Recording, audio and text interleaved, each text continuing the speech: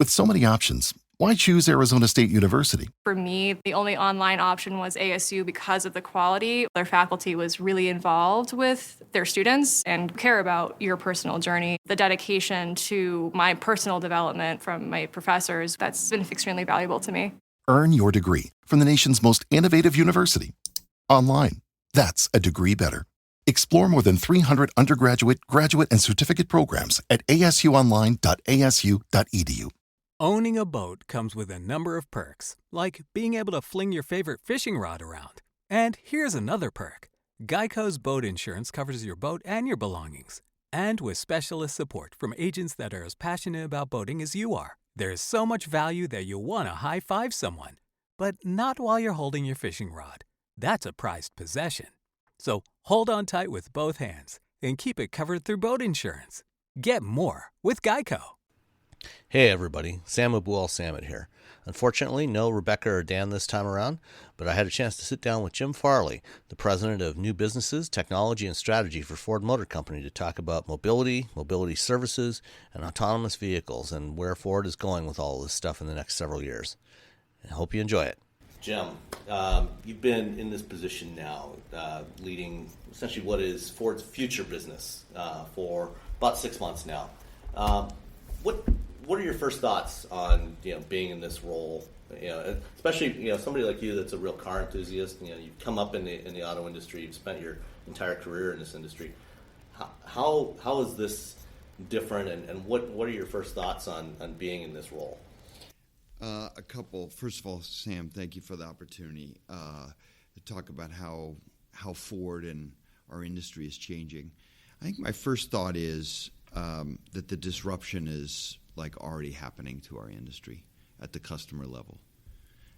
We're seeing a very large group of people going from owning a vehicle to using a vehicle per mile. We're seeing the micromobility business like Bird, Lime, ours, Spin grow exponentially, even in the same city.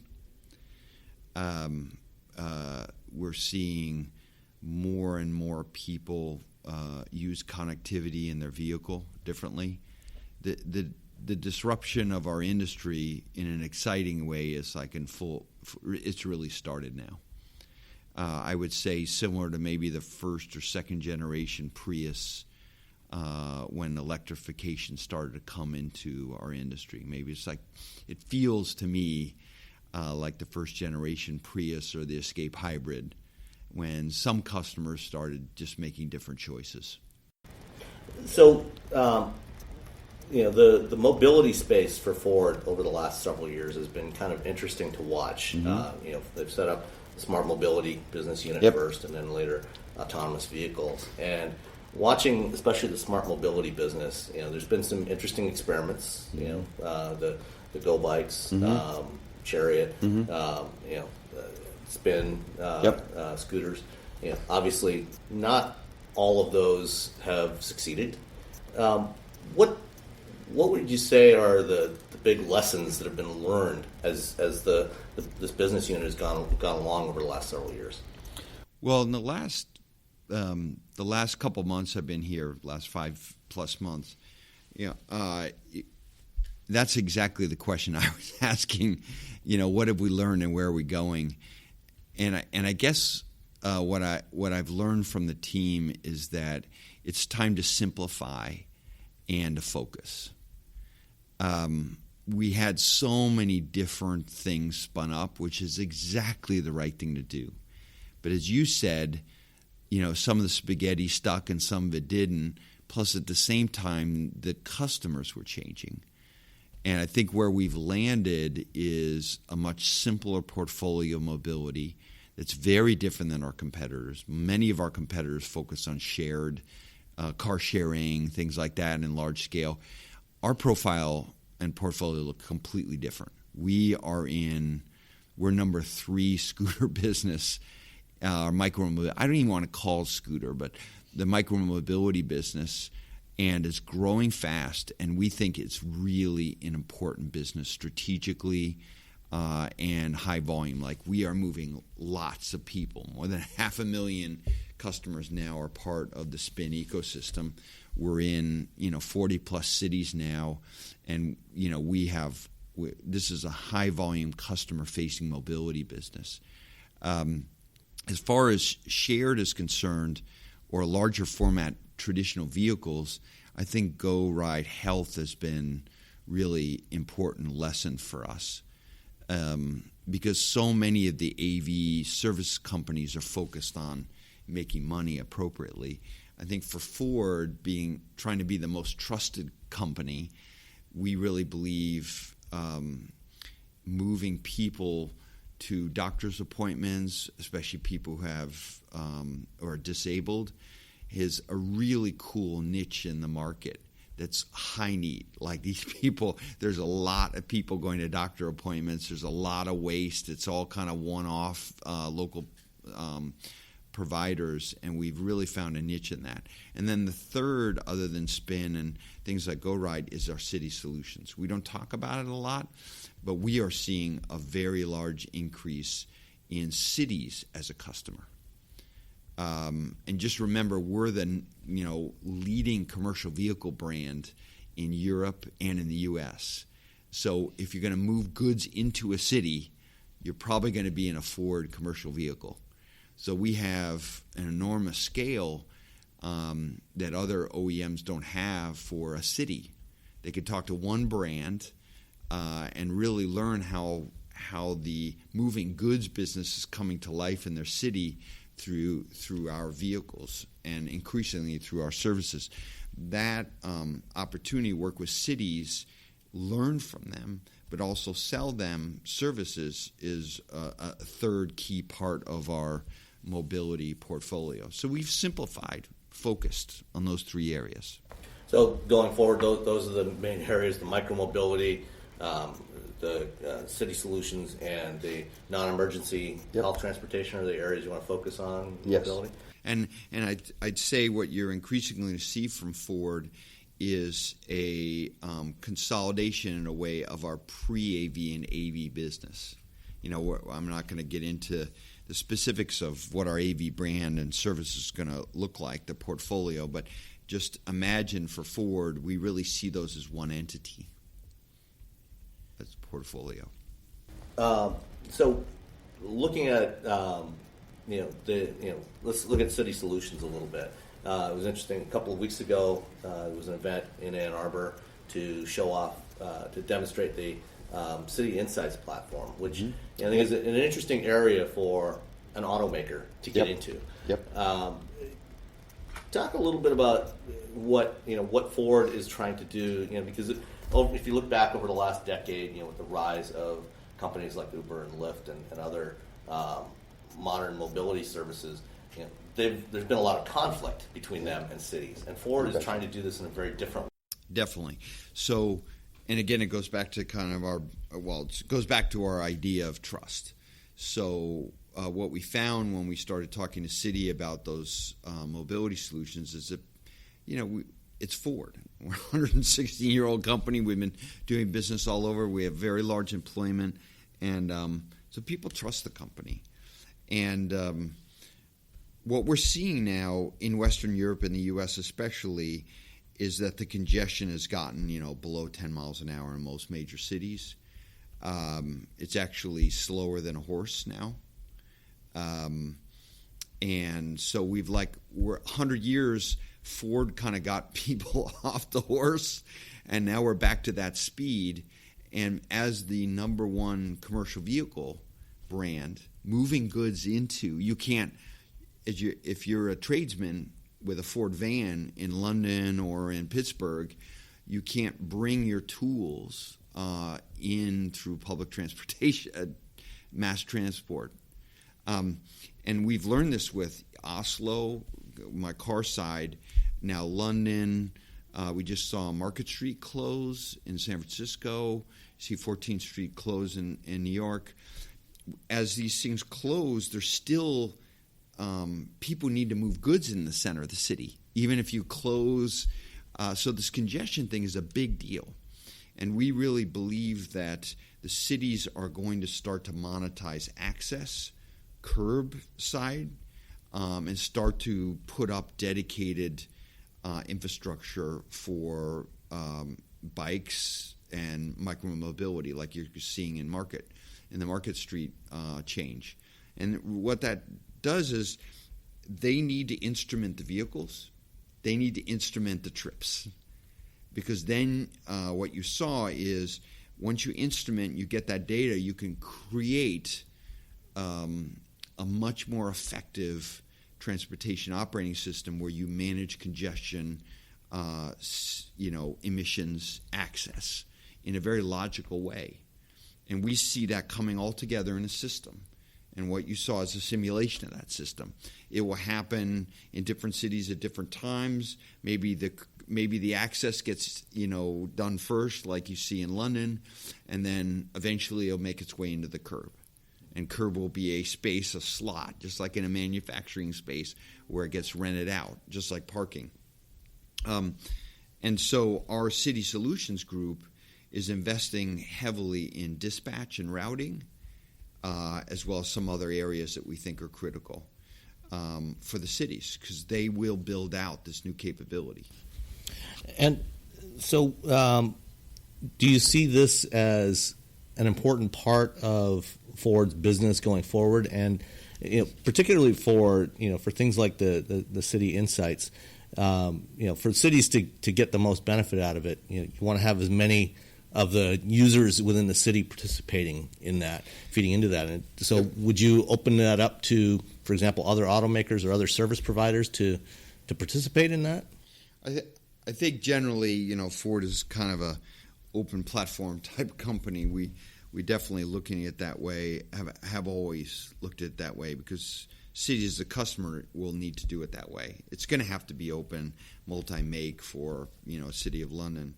I guess if you look at Ford's business, we're a very different car company, vehicle company, and our aspiration mobility, our profile of the portfolio is really different than other companies. That's probably the main thing I would say. But so much of our business happens in the city. I remember walking around San Francisco last year with one of my colleagues, and they said, well, we don't sell any vehicles in San Francisco. And I said, okay, we're going to stand at this corner, and we're going to count over the next 10 minutes how many Ford vehicles. And they're like, there's a BMW, there's a Mercedes, because it's San Francisco, right? And they're like, there's no Fords. I said, nope. So far, I count about 10 to 15% market share, because he never counted the Super Duties, the F-Series, the Transit vans, the Transit Connects. There were those white vans. They didn't even exist in a way that, we don't talk about that.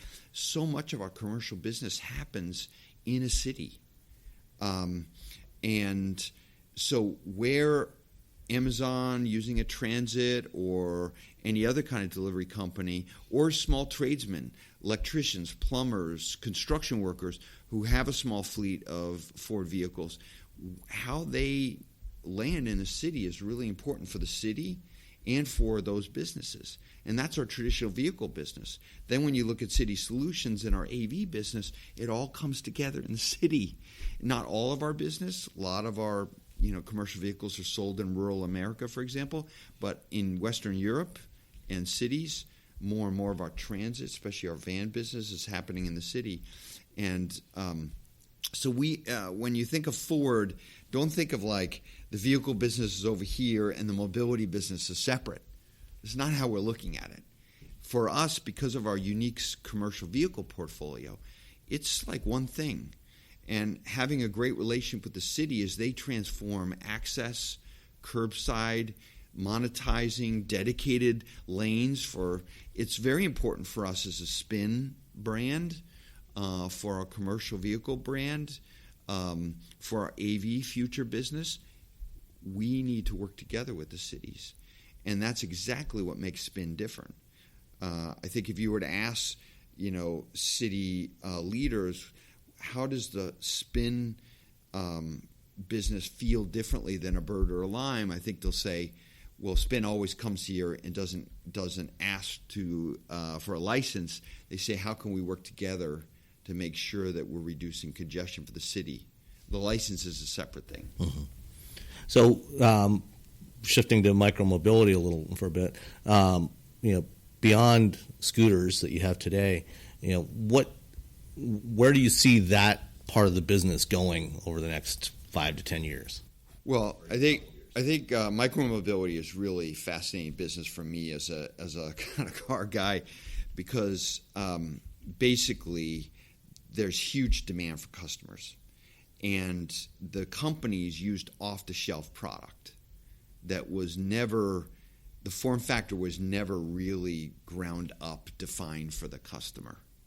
It's almost like, for me as a car history buff, it reminds me of 1904, 05, when the form factors were kind of pretty limited, and they were, in a way, kind of just, the customers didn't have any choice. In this case, it's different because they're really affordable. So what I think what our team feels is that there's going to be lots of form factor evolution. Will there be an F-150 micromobility? Sure.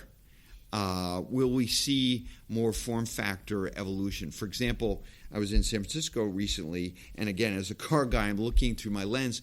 I'm at a stoplight, and I see a privately owned scooter operator and a shared one. The form factors are going exactly the opposite direction. The private customer, who now has got excited about moving in the city because of the shared product, but now they're saying, you know what, bike kind of too slow, I want my own scooter. They want foldable, super lightweight, with a really low profile helmet. But the shareable is the opposite direction. Because of the business unit economics and the volume, you want there to be very robust, very secure, very, in many cases, heavy, because you want the battery to last a long time. So you're starting to see already customers push the form factor between private and shared in different. Now think about, multiple riders, weather and inclement weather. All that's going to come. We definitely see form creating the Super Duty of scooters. It could be. I can't imagine that not happening. Just like the cars in 05, 06 look completely different than the 20s. The 20s, you had pickup trucks, you had convertibles, 4-door, 2-door, covered vehicles. All that happened. But it's not just that. Also, people are starting to get more interested in multi-mode, because the choices are too complex. So I'm a busy person. There's 3 different micromobility choices. They're all in different locations. Then I got, different TNCs to take me in a car. Then I have different shared options, and mass transportation make it simple for me. I just want to get from here to here, tell me what choices I have, and make it simple for me. That's definitely starting to happen too. Is that something that you see ultimately being? Do you see the Ford Smart Mobility getting into building some sort of aggregator app and platform that ties these various services together? Like, there are some out there, Free to Move, and there's others. Yeah, City Map. There's a lot of great. I think for Ford, we're right now we're really focused on the customer-facing experiences that are physical mobility, like moving people, moving goods. And I would say one of the big differences you may find with Ford is our ambition of moving goods is just as high as moving people. The industry seems to focus a lot on moving people, appropriately so. But I think Ford, coming from our commercial background, moving goods from micromobility all the way to AVs is equally interesting to us because of our background and serving our customers. The strength of Ford commercial vehicles is in small, medium-sized business. Yes, we have big fleets like U-Haul and you can imagine all the big fleets we have. But where we're really different in the commercial space, in the vehicle business, is small, medium-sized business. And they also need different solutions. And that's, I'll come back to that in a minute when we get into autonomous and what's being done there, especially the small, medium business, I think is a very interesting approach that Ford's been taking with the work they've done in Miami. One last note on micromobility. Today, you don't manufacture any of those vehicles that are being used for micromobility services. Is that something you see Ford at some point getting into actually manufacturing micromobility? I think if we can add value to the process, sure. But right now we're really focused on the customer-facing decisions, which is the form factor evolution to both for the unit economics plus the customer. What's really cool about that business is when you think through designing a form factor to get people around, you also have to think about it delivering a business. So removable, swappable batteries and all those kind of things, maybe they're good for customers. You put your battery in your backpack and you always are charged. You don't have to worry about it. But on the other hand, we have to think about the form factor through both lenses because we're, Spin is a number 3 volume player now, and we want to think through both the unit economics, but especially the customer. And the form factor has to deliver both, an improvement in both. But I think at this point in time, we're really focused on the customer, getting that form factor right. I think we have a lot of expertise and a lot of curiosity around that, and how the micromobility play by Ford plays into our AV play. That's a very important judgment right now. Manufacturing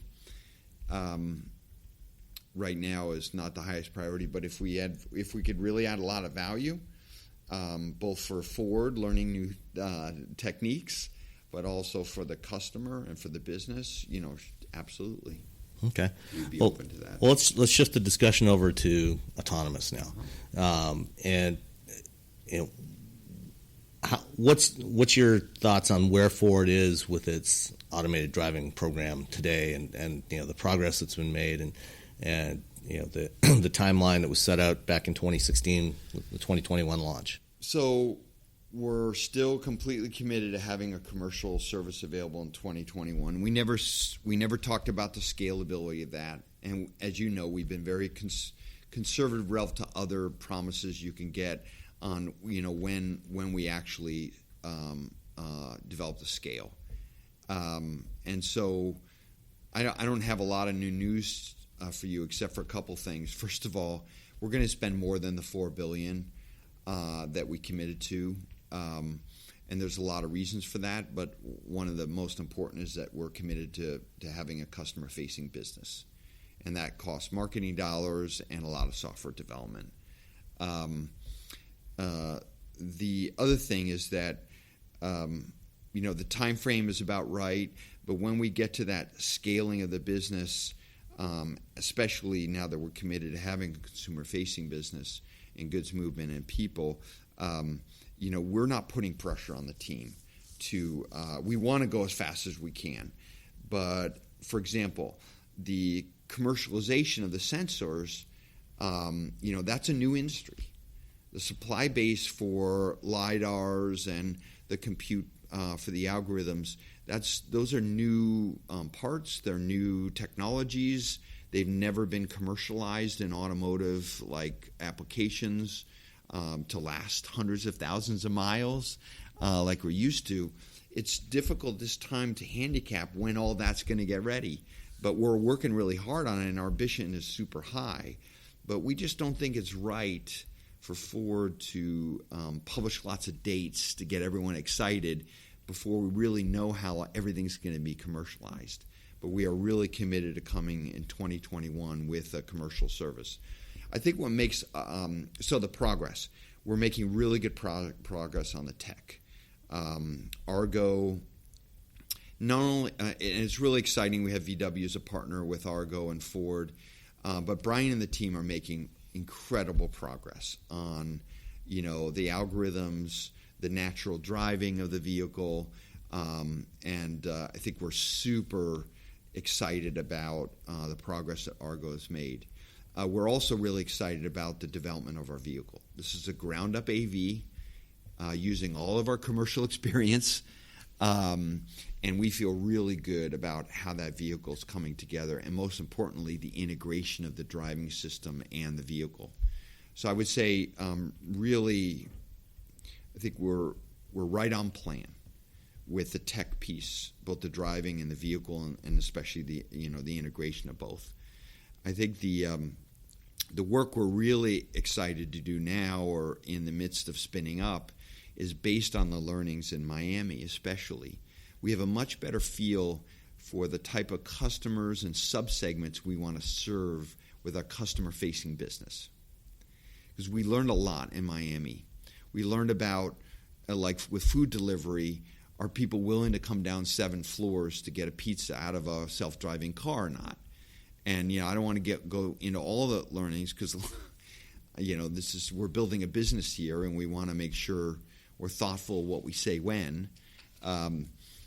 But the diversity of our experiments in Miami in terms of the customer-facing business, not necessarily the tech, has been very helpful, actually fundamental in scoping what we want that customer-facing business to look and feel like.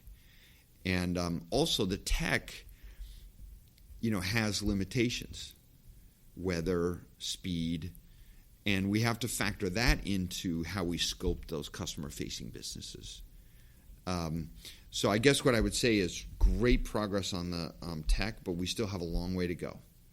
And a key piece of the tech is the commercialization of these kind of first-time technical, parts and systems, along with the self-driving system.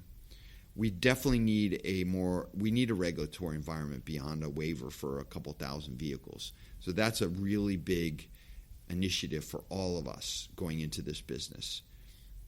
And then I would say we're in the early but important design thinking on who we're going after in terms of our customer-facing business, and how do we differentiate versus a driven experience. It seems like the industry, and I guess maybe new to the AV. I mean, I'm not totally new. I was working on this several years ago, but was so focused on robotaxi, kind of generic movement of people. The way we're thinking about it is much more precise on the differentiation for subsets of those customers, where we think we can add a lot of value beyond pulling the driver. So pulling the driver is really fascinating as a human. You can see what's happening with summons mode and Tesla and all the videos going around. Everyone's, as humans, really, the car, there's no one in it, it's driving itself. That's very fascinating. But really from a customer standpoint, if you're developing a service and you pull the driver, what's better? That's what we're working on, and that's where we need to make more progress. So, with the development of a purpose-built vehicle, and you've got these two really seems like kind of distinct areas that you're trying to attack, both carrying passengers but delivering goods. Can you do one vehicle that does really well at both of those, or do you have to have basically two separate fleets of vehicles to handle those different tasks? I wish I could give you all the specifics about the vehicle today, but I'm not. But I think this is where Ford's deep knowledge on goods movement and people, it's a big advantage for us. And plus all the lessons in Miami, because this is the kind of learning that we've been, but we have a good base to learn from. We think that when you look at humans getting in and out of a self-driving vehicle, and you look at the form factor for urban, goods delivery, there is a sweet spot. But the vehicle, the way it's configured, will have to be totally different. And that's one of the things we learned in Miami. We tried to do both in the same vehicle, and we learned that for a lot of applications, if you want to be highly utilized, having the same configuration on the interior isn't optimal. And I'm glad that we tried. But it's pretty clear to us that these are really different operations. So it sounds like what you're saying is that there will either be two different variations of the vehicle, or you've developed something that allows you to quickly shift. Is one of those correct? And can you elaborate a little bit? I wish I could, but I think you're in the right zone. Okay. I think you're in the right zone. Because I'm guessing your preference would be the latter. That you want something that you can quickly reconfigure, because you don't necessarily want to have two distinct. Not necessarily. And again, it comes back to this beta. What is that consumer-facing? What is that business going to look like? But if there's enough volume, enough trips, I think you can make the argument for both. Okay. From a business standpoint. The other thing that's quite interesting to discuss is the upgradability of the vehicle.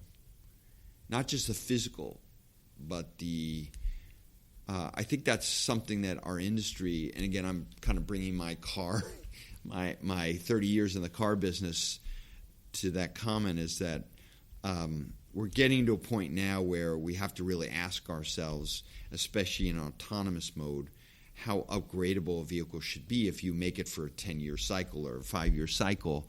I'm not talking about the plastic and or the steel fenders and what it looks like. I'm talking about the real functionality in terms of display technology, communications, those basic things. You can kind of feel that for moving people or even goods, those businesses kind of move on a consumer electronics pace, not a vehicle development pace. And if that is the case, then moving to autonomy will really beg the obvious question: how do you change the vehicle to keep up with consumer electronics? So it sounds like you need kind of a fundamentally different architecture than we've traditionally done for vehicles. That we've had for 130 years. We've designed vehicle. Manufacturers have designed, built, and sold vehicles, and then forget about it and move on to the next generation. Yeah. And now you're talking about something fundamentally different. I think what we learned in Miami and how we've looked at this, exciting future, is that at the beginning we said, well, the vehicle inside needs to be changed a lot, because if you're using 90% of the time for goods delivery or people, even in a separate case like your second scenario, the vehicle's going to get worn out. And we saw this with our Crown Victoria business, our police business. We have lots of experience watching operators completely retrofit the vehicle, even though it's only a year old or 2 years old. But then we started thinking, wait a minute, is that enough? If the customer's inside, or even the goods need to be instrumented on where they are, when they're going to get to where they're going to be, that the technology to sense, to communicate, to display, all is going to change in consumer electronics. Then maybe it can't be just like the inside. We need to also do a digital version, a 1 and a 0 upgrade it. So anyways, I don't want to get into the details because it's very important for the company. But these are the kind of lessons we've learned in Miami by having very diverse use cases, lots of different problems to solve. And that's one of the interesting things about the approach that Ford has taken, with this project since 2016 is, not just focusing on the ride-hailing business, but looking at these other use cases and working with different kinds of companies. I mean, you started off with Domino's, and, yep.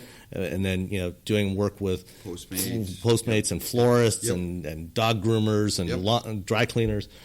So do you from working with these various small and medium-sized businesses, do they seem like they're that they really want to adopt this sort of model for transportation? Customers are really smart, so they will adopt if it works better for them, and that is in two ways. Is it lower cost, or is it a better experience? And I think, I know that when I read about the development of the industry, as a car person, it seemed like the low cost pulling the driver was the focus. And I guess, what we're saying is that the better experience is equally important. And so the customers, they're like, if you give me a better experience and it's cheaper than what I do today, or I don't even have to own the asset, like a LaFleur does a van today, that's great.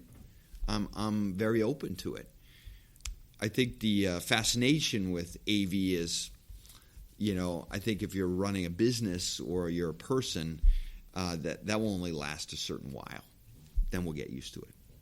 One of the arguments, for going to AV, one of the many arguments for going to AV has been to enable mobility for people who can't drive, whether they're elderly, disabled, young. One of the challenges, though, with using AVs for those is those users often may require some assistance. How do you reconcile those two different things? If you've got a vehicle that can autonomously go and pick somebody up, but then they need assistance to get in the vehicle, or to if they're in a wheelchair and they're taking a trip, they need to load their suitcase in the vehicle. How do you reconcile those pieces? Have you figured that out yet, I guess? So this is a really important question. This is a really important topic. Someone driving a vehicle isn't so good at helping the people in the back. Same goes for good movement. You can't imagine how much we've learned being a commercial vehicle leader, how important it is that doors get open and unlocked in a quick sequence, because when you do time and motion studies for an e-commerce driver delivery, they literally do the same thing 100 times. They unlock, they open this, they go over there, they lock this, they open lock that, and over and over and over again. So from our commercial vehicle business, we see these habits and how important it is that the vehicle be digital and be efficient. So to answer your question, Ford is, has lots of lessons learned on customers' habits, and we're definitely thinking about it in the way you suggest. Okay. Because, with you talked about Go Ride earlier, that being an important part of the mobility business, and obviously it would seem like at some point you want to roll that into the AV. Well, I guess or maybe not. Maybe you want to keep that separate. Well, I think there's probably because those customers will not only be in the urban environment. There's other use cases where you're on the highway and other reasons why you would want to drive. But I guess my point is that I can, even as a old school car person, I can clearly see a need for a human in a vehicle that isn't driving to help people. Okay. I also can easily see an electronic version of a person to help. You see this clearly already in China with a kind of robotic digital assistant. It's like a thing. It's like a person, and it's animated, and we can easily see. I would love my son. We're a busy family. If my son wants to go to his soccer practice, and my wife is working, we want remote access to him in the car, maybe beyond a phone, or we maybe want something in the car, making sure everything's good, not just a camera, but something else.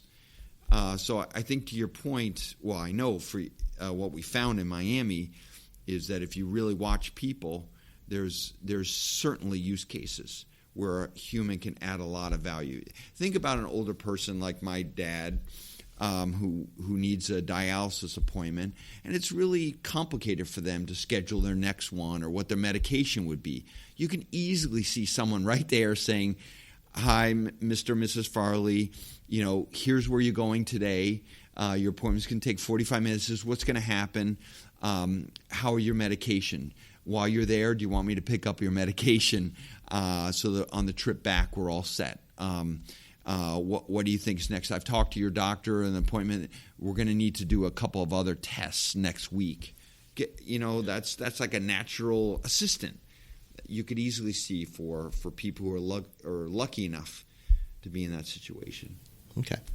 As we've got a few minutes left, going back to, you talked about increasing the investment in all of this going forward. Previously you've announced $4 billion of investment. How high do you see that investment going, and what do you need to invest in? Is it investment in the technology, investment in the back end platforms? Or? So, a couple things. First of all, for us, we don't see a dramatically different level of spending, but it's trending higher, and the reason is because of the consumer-facing business. We see groups of customers that could really benefit from AV, some of which we talked about today, and we have to write software to create those businesses, and you have to actually create a consumer brand. That takes marketing dollars. When we started the journey, it was more about spending on the tech and the vehicle, but also, we were going to partner with people who would pull the demand. I think we're increasingly interested in us doing that as well. The vehicle itself and the sensors, the compute, all of that is, not cheap. And we're at the very early stages of this. We are at the earliest stage of this technology. And so we've learned a lot about the sensor, and the sensors, the compute, all of that is, in many cases, more expensive than the vehicle itself. And so the cost trend line for those devices, those systems, those components, the software that operates them is expensive.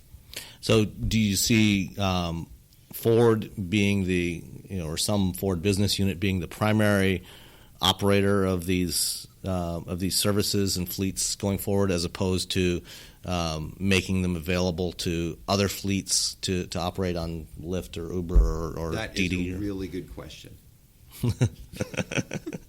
I think we should get into that another time. Okay. Maybe when we're a little down the road. That's like a big bet by the company. It's a competitive, but yet we certainly have an ambition to be a customer-facing brand, moving people and goods. Do you see that the Ford brand being that brand, or perhaps some other brand? I think we need to give that question a little more time, but we certainly made up our mind. Okay. All right. Well, Jim Farley, thank you so much for your time today. I really appreciate it. Thank you very much, Sam.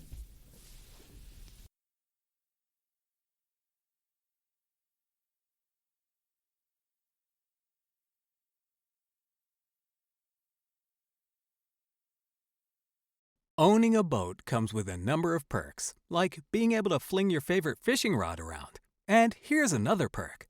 Geico's boat insurance covers your boat and your belongings.